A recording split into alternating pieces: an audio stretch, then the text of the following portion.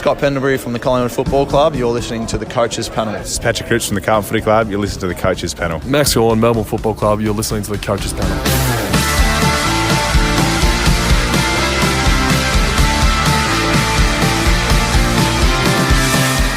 And we hit the podium of the 50 most relevant. Number 3, Harry Sheezel.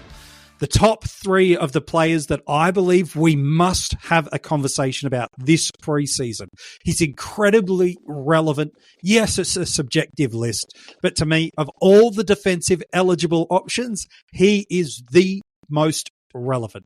Joining me to unpack his fantasy footy previous potential outcomes and the previous opportunities he's had, and also looking forward at what we might just get in 2025. It's fellow Coaches panelist Kane. Hello, mate. Nice to be chatting with you. It's the last time on the 50, but there is not many better players to talk about this preseason than Harry Sheezel. MJ, if we wanted to, we could do this podcast in 1 minute, and that might be spending too long on Harry Sheezel. He is just that good. It's just incredible, this new wave of player that come in, and these draftees feel more prepared than ever. But clearly what Harry's done is a level that realistically we haven't seen better from a draftee, right? Like, to come in and be nearly nudging 100 in your first season, to back it up in your second season with an average over 110. Like, for a lot of players in the comp, MJ, this is a career year.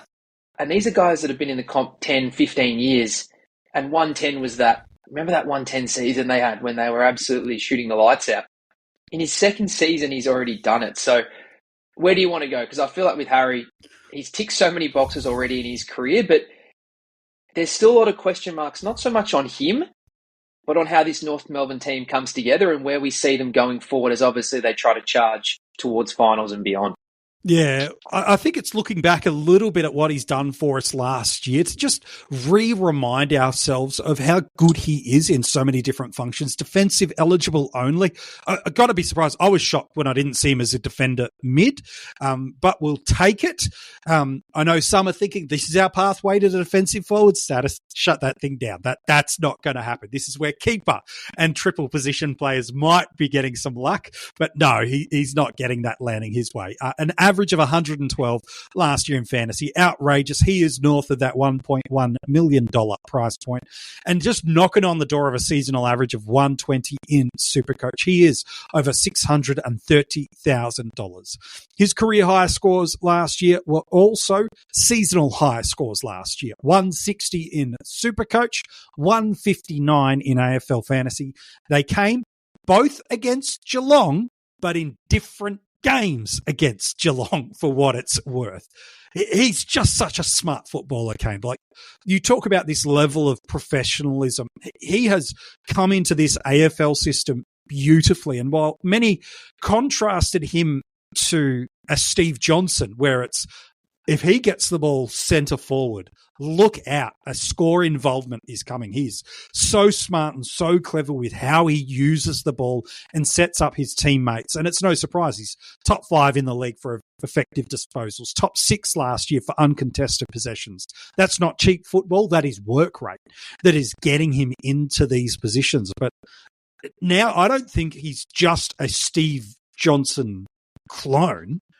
I think he's almost becoming Scott Pendlebury. So smart, so clean. It just does not make a wrong decision at all. And much like how Scott Pendlebury for the first 12 years of his football career was incredibly fantasy football relevant, almost from the moment he ventured into the AFL system, I think that's exactly what Harry Sheezel is presenting for us at this early part of his AFL career. What's incredible, MJ, too, is that he's already at 44 career games. And the 2 that he missed was the last 2 of the season where he had an ankle injury. It sounded like he could have played if it was a final, but again, probably smart when you've got a guy in his second year absolutely on fire. You take the cautious approach. He missed those 2 games, but he's already got that under his belt. And you've seen the progression from the first 20 to the most recent 20, and it's just ridiculous. As I said, to go from a 97 to 110 plus, and the score build, which we always love talking about, is phenomenal already. Like, he's nudging 30 touches a game, over 6 marks, and nearly 4 tackles. For a guy that I think we we see as a slight, as you sort of mentioned before, almost like was a crafty forward is how he was portrayed in his draft year as a guy that, lives inside sort of the forward 50, half forward flank, create, kick goals. But he's already found a contested game to him as well. And he's still adding the scoreboard. So to be just under a goal a game in your second year, ticking all those boxes, I think that's what's so impressive is we've seen him at halfback in what we'd probably say is a way to ease young players into the league. Easier to find the ball. You can take some kick-ins. Not as much heat on the possession coming out of D50. But we already saw in the back half of last year, he moved into the midfield and started being a goal-kicking mid. And that's what I think is so phenomenal about him already is it seems like it doesn't matter on the role. He's just a classy user and already one of the best players at North Melbourne. And if not, the competition is particularly ball in hand, MJ. Like the stuff he can do, his composure, the way he creates. I think that's where those Scott Penderbury comps come from is just he doesn't waste the ball at all. Last year in AFL Fantasy, 16 tons, 9 of them over 120. Just the 2 scores all year, dropping below 80, and third overall average behind Marshall and Cherry. While in Supercoach, 18 tons, 10 over 120. And again, just the 2 scores below 80 and top 7 across the formats for average overall. It was unbelievable year because we watched what he did in these first 7 games of the year where he was back in that halfback distribution role and he was scoring like an absolute maniac. We are talking 125 in AFL Fantasy, 124 in Supercoach. Absolutely incredible territories. And if you didn't have Sheezel at that point in time of the year, your season was fast getting taken away from you. You can really justify getting away with one of these steam trains to start the year. If you miss on multiple steam trains, you're cooked. So if you missed Cherry, you missed Gawn, you missed Sheezel, you missed Heaney. If you miss more than one of those to start 2024, wow, the amount of work rate you've got to put into your other sort of 28 selections, it really does make it hard. It was incredible. And then there was this, whether it was the causation or correlation, I think only North Melbourne truly ever know. But the media heat came on North Melbourne, specifically around Harry, which was, you've got an unbelievable player here just getting cheap, quote unquote, ball off the half back. Inject him into the midfield. Actually, let's see him in more damaging places. Let him see what he does forward of the ball, not just off the behind of it. And so that's exactly what they did. And while his scoring wasn't as high in this space as it was in others, and I do have the splits that I'll talk us through in a moment, he put any kind of, I don't think anyone was hoping he would fail. I think that was wrong. But he proved that he is such a damaging player with the ball in hand, not just when he can set up the play and have time and space on his side, but as you've mentioned, when the heat comes in the kitchen, he's able to cook as well as anybody is. Yeah, I think the thing that jumps out to me, MJ, before you go into those sort of out splits is even just, you look at the first 7 games he had when he's trying to find that midfield role and he had that move in the middle of the season. He was averaging just under 100. You look at the last 7 games of the season when he's in that role, he's already up at 110, 111 average. So I think even if you just keep it in simple terms of, okay, his first 7 games, he's working out those patterns. He's working out how he fits in. And I feel like that's what this guy's career is all about. Once you give him time to work it out, it doesn't take him very long at all to not only score well, but to hit those uber elite levels. And you look at the one game you'd consider poor, it's a game against Sydney, the top of the ladder team, at the SCG, and North's got pumped. Like, we know North Melbourne's down the bottom, there's going to be more of those results than other teams, but if that's your dud game, is a 78 at the SCG against the Swans, who are, in round 18 are absolutely rolling at this point, and the rest is, 90 plus, and there's some ceiling games in there. I think that's what gives you so much trust in this guy to be like, gee, if the floor is just under an 80 against the best team in the comp and you're a really poor team, no wonder we just want to pick him straight away, because the guy just delivers basically regardless of circumstance. It's incredible what he did last year. Like, he improved in every element as the year went on. There are some patchier games through the year, but as you mentioned, there's narrative and reason for that when you kind of look at things in clumps. And it's always dangerous to roll stats up with a player like Sheezel because you can unintended tell yourself a narrative that feels beyond truth. But then when you unpack and look through it, it doesn't feel as, I take the injury impact game, I take the this, I add the that, I move this number around and get a magical unicorn where it's amazing. We don't have to do too much of that for Sheezel to just see his scoring. Because last year, in any game, he has 30% centre bounces and no kick-ins. He goes at 113 in fantasy and 121 in Supercoach. That's over a 9-game stretch. Contrast that to that 125 that he's basically doing over the first 7 as that playmaker with really, I think he had like 14% centre bounces in that 7th game that he had in that role. And so it started to move. But in the 5 games, he has 50% centre bounce attendance or more. Now, there is a kick-in that sits in one of these games, so it's why I did the 30% and no kick-in territories for us. He's still up at that 113 in fantasy, so almost identical, and a 124.6, which is, again, almost in that territory of what he did in those first 7 games as the halfback playmaker. And so the narrative I've heard about Harry Sheezel strongly through the preseason is, yeah, he's priced at that near 120 marker in Supercoach. Yeah, he's priced at that 110 plus barrier in AFL fantasy.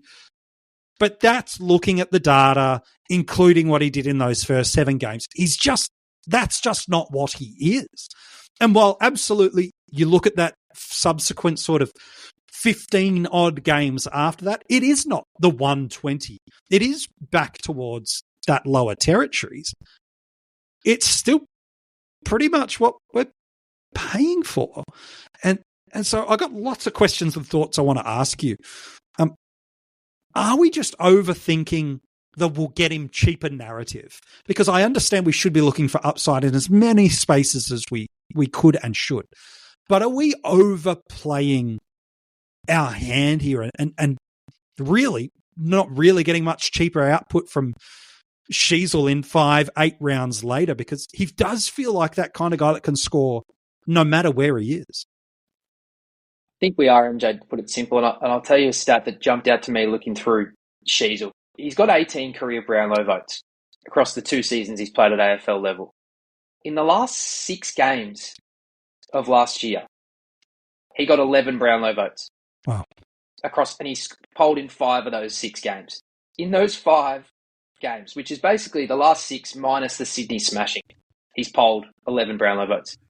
He's averaging 133 in Supercoach, and he's averaging 121 in fantasy.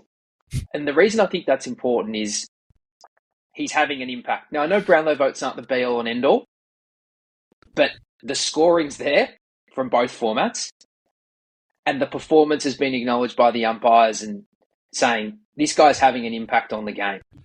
And I think that's the scary thing if you avoid this guy. We're saying he's getting better and better as he learns and understands this role. And I think that's pretty clear to see for everyone. It's probably no surprise that those are naturally games where he's had minimum 48% CBAs to go with it. So we're saying this is a guy that's only having between 48 and 63% CBAs in this back end. The fantasy scoring's there. The impact on the game is there. So for me, that gives me immense confidence that that's the Harry Sheezel that we're going to see and the role that the North Melbourne coaching staff want him to play. Because there hasn't been any change there. It's still Clarko at the helm. We know they've been building and building and building. And that's the scary part for me if you fade him. There is no reason he can't come out of the gate in those first 5-6 weeks and be over 120 in AF and over 130 in Supercoach. Conversely, could he have that, 1 poor game or 2 poor games in that stretch? Absolutely. But I feel like when you're building your team, you want this guy.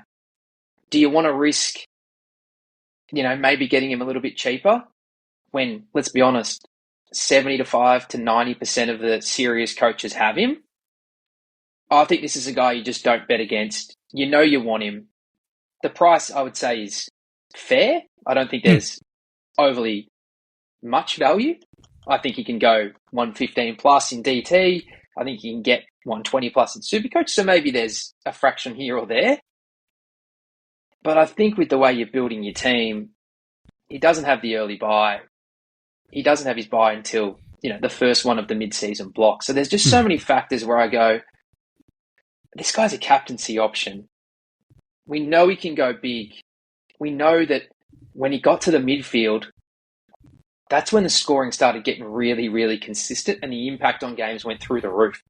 So you can only imagine in the Supercoach format, MJ, if they start winning a couple more games, and let's be honest, they're coming from the bottom here. So even if they got to 6 or 7 wins, that's a huge jump. Those 130s might become 150s just because of the nature of the scaling in Supercoach. So for me, I feel like it's just way too cute. You want him. You know he's a top 6 defender. You know he's a captaincy option. I don't know what you're hoping to achieve taking him on. You'd have to be so confident with another premium or another combination of players you're bringing in. But it just feels like, is this the guy you really want to bet against?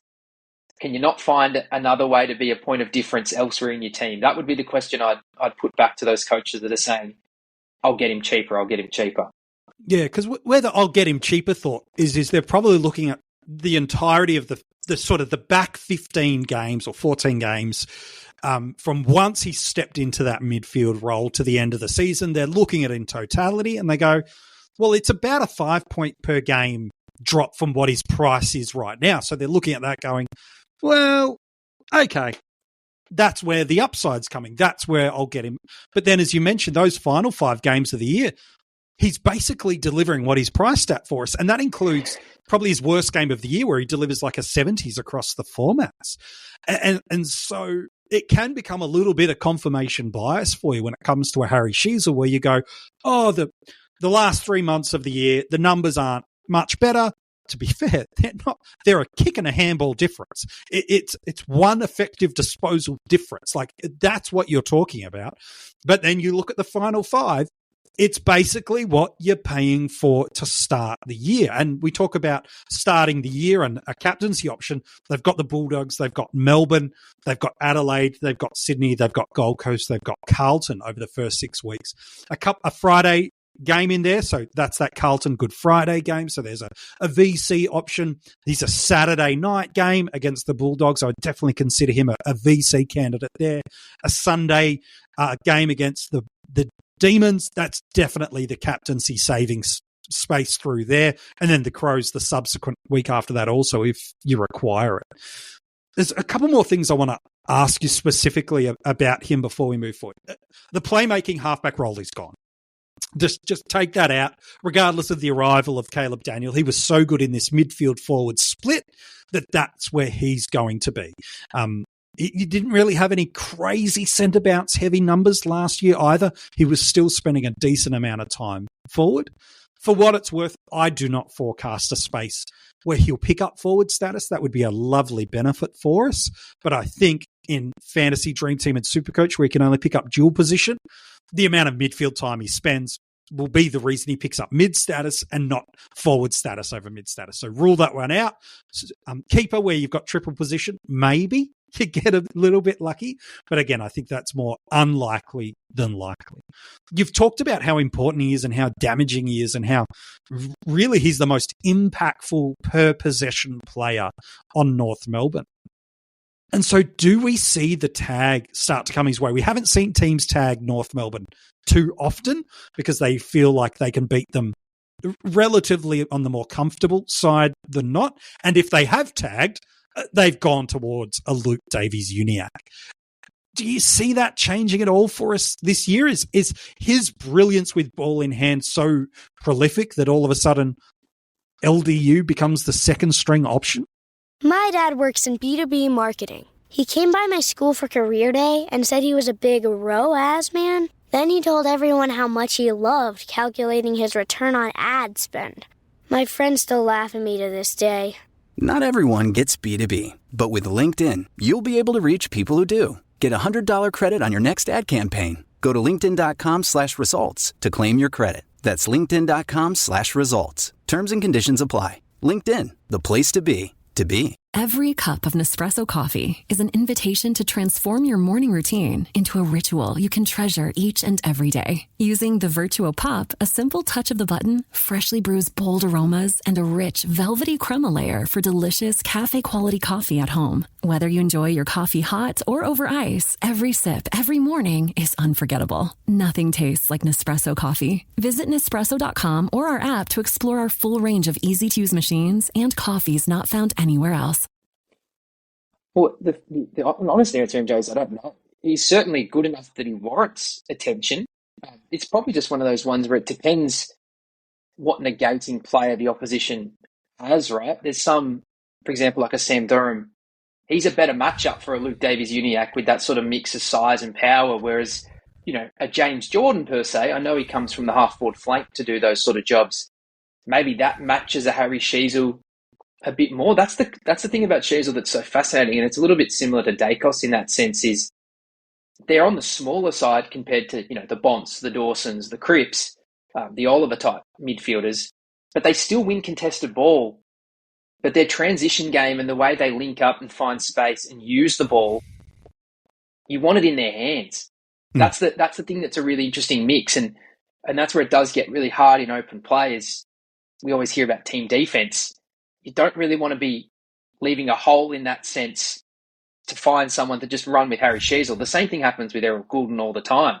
He's such a hard worker and he links up and he knows the spots to get the ball. They're just really hard to go with. Whereas, a contested player and a burst player like an LDU, you sort of know that at the stoppage, you can get body on him. You can really try to negate that, that burst from a clearance. So I don't know. Again, Harry's play would 100% warrant attention. It's just how coaches do that, and that's the part I'm not sure about. But yeah, he's incredibly he's such a fascinating player, MJ, because to transition so quickly like Nick Dacos did to having a contested game, I think in the past we thought that takes 3 or 4 pre-seasons, not only from a size point of view, but the inside mid-craft. And that's where you go with Harry. Like, we haven't seen this sort of stuff from many players. Like MJ, just even looking, he's kicked 14 goals won last year. 13 of them come in the second half of the season. So when you're really looking at this back end of the year, like the ball winning's still there, the tackling's there. He's adding goal kicking, which puts him into this, this incredible upper echelon of midfielder that every team desires.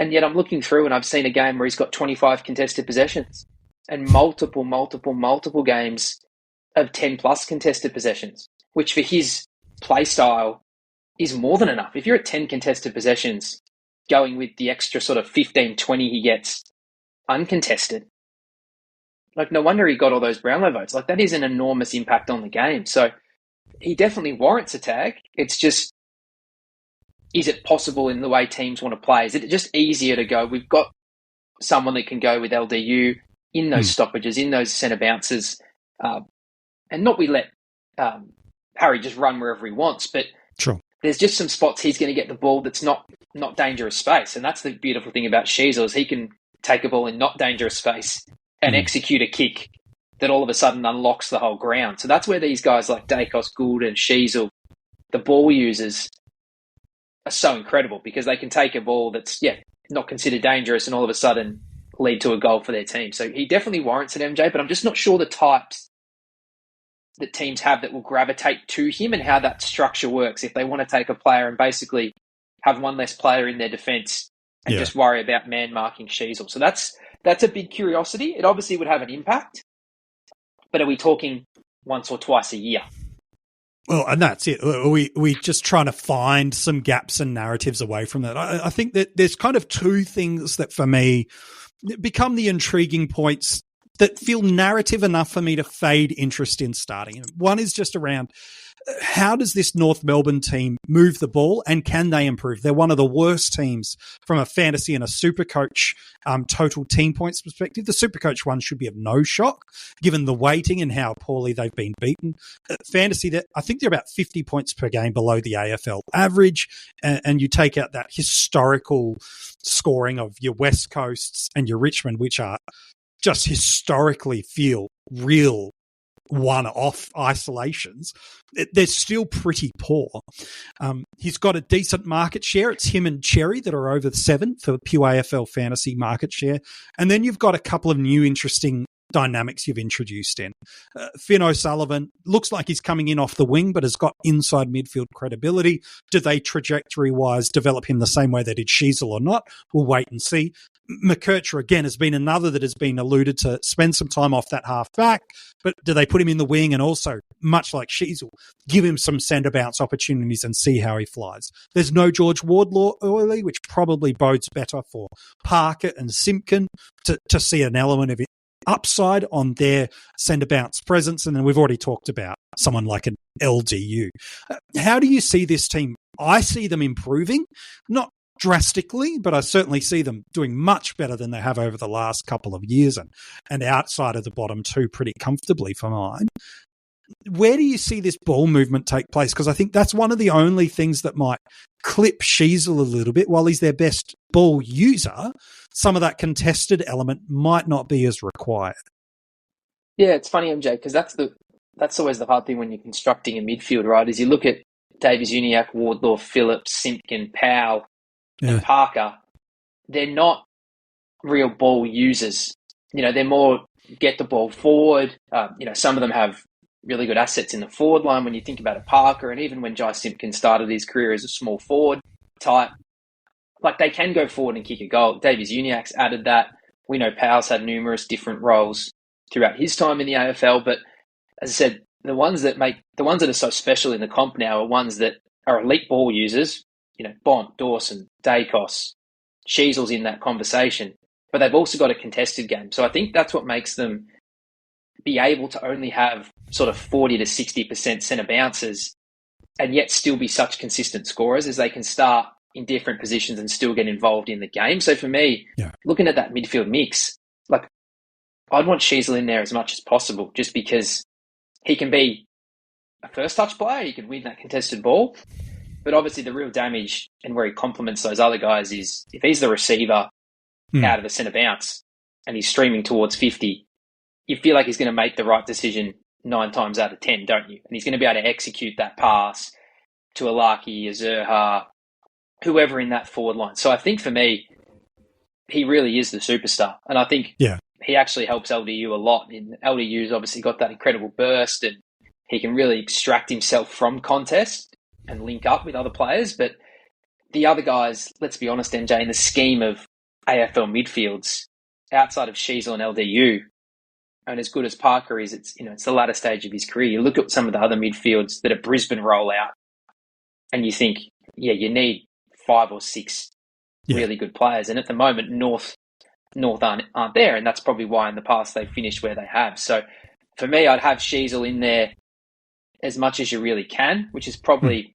60% at a max, just because he can go and rest at other different lines, probably half forward with the way he just contributes on the scoreboard and the other pieces they brought in. So for me, he's just simply that good, MJ. You just got to have him on. His time on ground shouldn't be anything short of 80 to 85% every week. I think he could play 90 if required, but obviously when you play a bit more inside, just by nature, you probably do need those extra rests just with that physical toll. So, I wouldn't be worried about that. But as you mentioned, when it's an unknown and you're at this price tag, it does naturally lead to sort of negative thoughts, doesn't it, about starting them? Because you're going, he's already up here. What if this piece and this piece do this?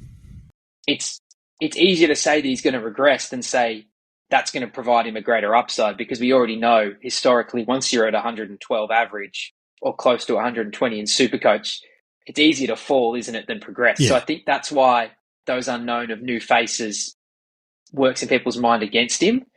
But at the same time, with the way the comp's going, it is the superstars that are getting these big points. And every trait that we've mentioned, Harry Sheezel has. So for me, let alone getting him as a defender, I just don't quite understand how you wouldn't just start him and be on your merry way.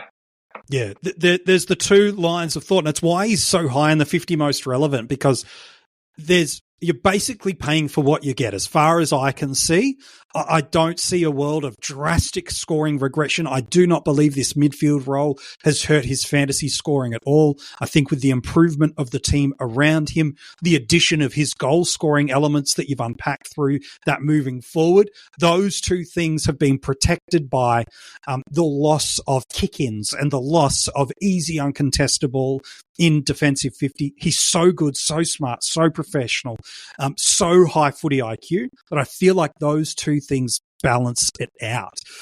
But as you've mentioned, do you happy to just lock in D1 and go, I'm building around it. I've got the cash. I don't want to fart around with a D1 that's not in the captaincy consideration. I'm getting value everywhere in my forward line. The rucks, I'm not a fan of. I just need another VCC option because there's value aplenty in the midfield. There's a strong and compelling narrative to get Sheezel that you might see a 5 points per game of regression. But is that really enough of a reason to turn you away from getting him, knowing that he's got that 120, 130 ceiling about him and in the midfield role to make you really think you're going to save that 10, 20, 30K and force the trade? I'm not too sure, let alone if you're also fading a Bont, fading a Merritt, fading a Gorn, fading what it gets very hard to get all these players in at the cheap price point all at the same time. While on the flip side, you look at the defensive value in the midfield and go, ooh, there is enough little bit of a question mark here and there on the team's share and how it all works. And I got Mills, I got Roberts, I got Short, I've got Sam de Koning, I've got Rivers, I've got McKercher, I've got all these value options. I'll just make 50 to 150K off all of these guys, depending on the spot they're at, and then trade into him once I know. That's the beauty of Supercoach, Fantasy, and Dream Team. Both of these ideologies hold water and hold merit. It all then comes down to how do you like to play the game? What is the pain you want to absorb? At some point, it's pain. It will be painful watching McKercher as a non-owner and painful trading into him because it won't come cheap. But it'll also be painful seeing a guy you pay up at that top end for not delivering potentially for one or two of those weeks. What pain are you going to take?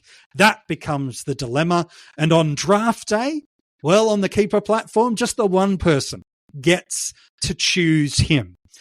As far as I'm concerned, this is the number one defender. Just across the formats, I'll hear a conversation about Zorko and Whitfield, but to me, I'm very, very bullish on Harry Sheezel maintaining that 110 scoring across the formats pretty comfortably. Where does he go off the draft board for you, Kane? Because it could range anywhere in that first round for depending on who the coach in the league is. MJ, if it's just a one ruck league with no utility, this guy's the number one pick for me.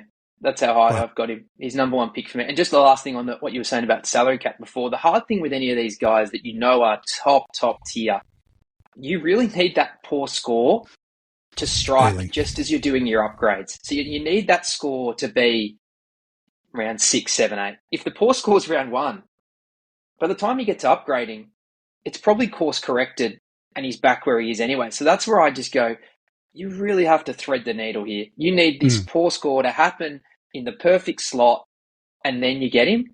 I would just much rather go, no, I want this guy. There will be a player or two that have their poor score and a value or they have an injury and we can get them cheaper. Like, let them come to you. That could be a person that you go, wow, that value, they're a perfect M8 or they're a perfect M7 where maybe they're not the top, but when you factor in the price and the upgrade now, that's great. I just would not be betting on this guy having the poor score at the exact round you need it to get the upgrade.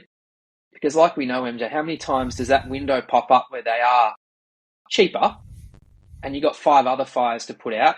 You push it a week, they drop a 150, and next thing you know, you don't have him. The competition started him. So that's just the last thing I wanted to say on that is, yeah, it's good. You are trying to split the atom, thread the needle, whatever saying you want to say for it. You're just putting so much pressure on yourself. But back on draft, durability tick, scoring power tick. He's matching the best midfielders with the defender status. That's the tipping point for me. I think these mids, there's so many good ones. Last year was a funny year where we didn't have the person having their career year. You know, you think of a Bontempelli the year prior, MJ, where it was like, we knew this guy's a stud. We kept saying, this guy can't finish his career with a career high average of 107 in D-Tech. Like, this is just, he's so much better than that. And then we saw it. Yeah. And it was an incredible year. You know, it was the career year where he's 117 and he's 135 in Supercoach. And it's just like, yeah, that's a season fitting of the caliber of a Marcus Bontempelli. Like, we know he's that good. Yeah. So when I look at the mids, it's just this cluster of guys where I go, depending what time I'm drafting in the day, what side of the bed I wake up on, I can't split a bunch of them. So if you're going to give me the defender, that just makes my life easy. And with rucks, again, Sherry and Marshall are brilliant. You know, Gorn's a superstar year in, year out. But if I don't have a utility spot, really, I'm getting a guy that's a low 90, and I'm getting them as my 10th ruck. So that's where I go. For me, it's Sheezel. I can't want anything more from him. I'm not even expecting him to improve his average. Even if he just goes 110 for me as a defender, I'm stoked. So for me, he's the clear number one. After that, I'll hear your arguments on how you value rucks. Yeah. You know, we probably value them less than other people in a draft that's a single season and no utility, but it also depends on captaincy and all these different variations. But for me, Sheezel is the walk-up number one pick in a single season this year. Love it, mate. Oh, first defender off the board. For me, it's format dependent. I couldn't take him number one overall in Supercoach. I'd find it really hard to not pick a Gorn or a Bont number one there, but I'm with you. If I got a number one pick on draft day on the keeper platform, don't fancy. On keeper is number one. Supercoach, I will hear an argument. But if we're on keeper, it's Sheezel for mine. You're right. In Supercoach, just with the way defenders do get a nice little boost in that format with the 1%ers and the intercept marks and all that jazz. But you're nearly there, mate. A couple to go. Couple more to go. If you're just catching up on the 50 most relevant, the good news is go back in time, wherever you're checking out this episode. All the other players are sitting there. There's 48 of them now when you include this episode to go and check out. Make sure you do so. Inside the description of the episode, all the details where you can get in touch with us, become part of our Patreon, and also get your hands on some Coaches Panel merch. Hey, Kane, as always, an absolute pleasure, mate. Thanks for jumping on the 50 most relevant. Pleasure, mate. Thank you. Are you ready for a clue for who's at number 2? Politely, I can't really give you a clue because there's just 2 guys left. You know who they are. There's no sneaky Riley Sanders arrival happening here. It's Baz Lenker and it's Tristan Cherry. Those are the 2 options that I've got left. So the question you've got to ask yourself is, who is at number 2? Is it the dominant ruckman that broke out and surged home to end the year? Do I think he's the most relevant? Or is it one of the greatest value gifts we've got in our forward line, the running machine that's got 115 pedigree on his head that's cheaper in the forward line and in a team that's promised him midfield? It's one of those 2. I'll give you a 50-50 guess. The good news is you find out whether you're right or wrong tomorrow.